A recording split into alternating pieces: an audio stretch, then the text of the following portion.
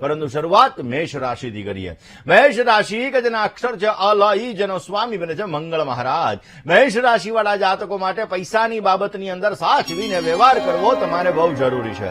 પરિવારની અંદર તમે કોઈ ધાર્મિક કાર્ય કરી શકો અને આજે જૂના સંબંધોથી તમને સારો લાભ મળતો જણાય.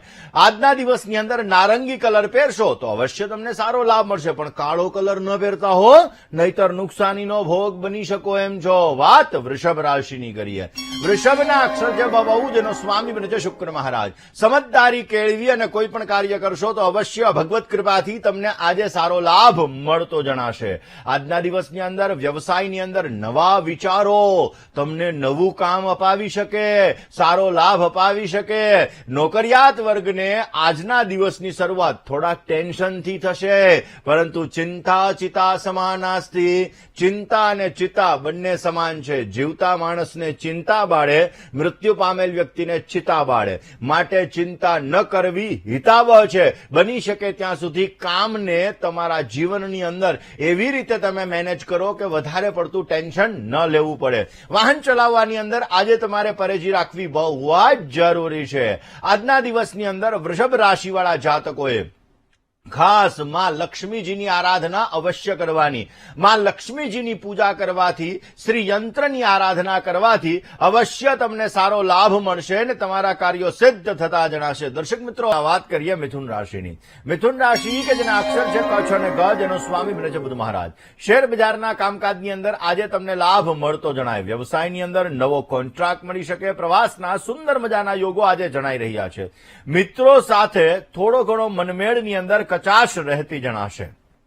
આજના દિવસની અંદર મિથુન રાશિવાળા જાતકોએ સારો લાભ જોઈએ છીએ તો ભગવાન વિષ્ણુની આરાધના કરો. અચ્યુતમ કેશવમ રામ નારાયણમ કૃષ્ણ દામોદરમ વાસુદેવમ હરિમ. અચ્યુતાષ્ટકમનો આજે પાઠ કરો, અવશ્ય આપને સારો લાભ મળી શકશે. હવે વાત કરીએ કર્ક રાશિની.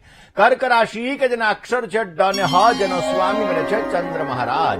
ઘર, જમીન કે વાહનની અંદર રોકાણ કરવાથી તમને સારો લાભ મળતો જણાશે.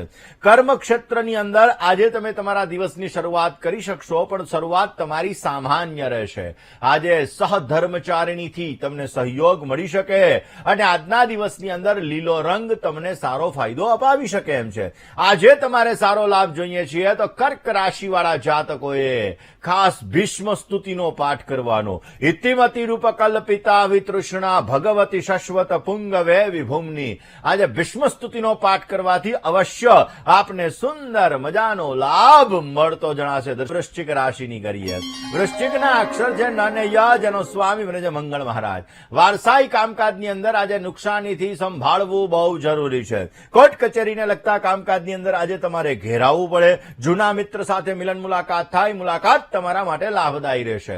વ્યર્થ વાણી વિલાસથી દૂર રહેવું અત્યંત જરૂરી છે. આજના દિવસની અંદર વૃશ્ચિક રાશિવાળા જાતકોને સારો લાભ મળી શકે એ માટે બની શકે ત્યાં સુધી આજે માં લક્ષ્મીજીની આરાધના કરવી. માં લક્ષ્મીજીને આજના દિવસમાં ગુલાબના ફૂલ અર્પણ કરવા, લક્ષ્મીજીના બીજ મંત્રનો જપ કરવો, અવશ્ય તમને પોઝિટિવ રિઝલ્ટ મળતું જણાશે. કોલર ધન રાશિની કરીએ.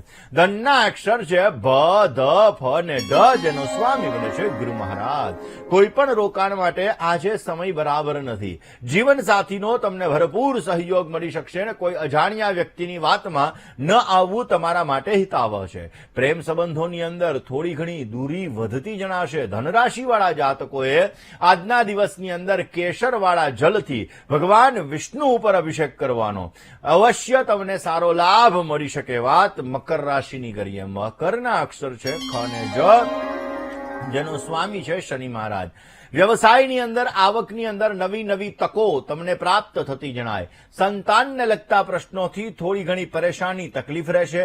આર્થિક બાબતે આજના દિવસમાં તમને સારો લાભ મળી શકે અને જવાબદારીવાળા કામકાજની અંદર યશ, માન, પ્રતિષ્ઠા અને સારો એવો લાભ મળતો જણાય. આજે તમારે સારો લાભ જોઈએ છીએ તો મકર રાશિવાળા જાતકોએ આજના દિવસની અંદર બની શકે તો મધુરાષ્ટકમનો પાઠ કરી તમારા દિવસની શરૂઆત શરૂઆત કરવી, પોઝિટિવ રિઝલ્ટ મળશે. દર્શક મિત્રો, કુંભ રાશિની કરીએ. કુંભના અક્ષર છે ગ, શ, શ અને સ, જેનો સ્વામી છે શનિ મહારાજ. સમજદારીથી કરેલું કામ અવશ્ય તમને લાભ આપી શકે. વ્યવસાયની અંદર આજે નવી તકો મળતી જણાશે અને મિત્રોના સહકારથી તમારા કામકાજ સરળ બનતા જણાય. આજના દિવસની અંદર કેરિયર બાબતે સાવચેતી રાખવી બહુ જરૂરી છે.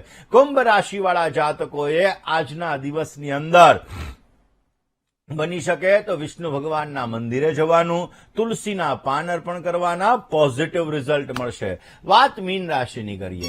મીનના અક્ષર છે દ, ચ, ઝ અને થ, જેનો સ્વામી બને છે ગુરુ મહારાજ. કોઈ પણ નવું રોકાણ તમારા માટે લાભદાયી રહેશે. આજના દિવસમાં તમને શુભ સમાચારની પ્રાપ્તિ થતી જણાય. પ્રતિસ્પર્ધી પક્ષ તરફથી સાવધાની રાખવી બહુ જરૂરી છે.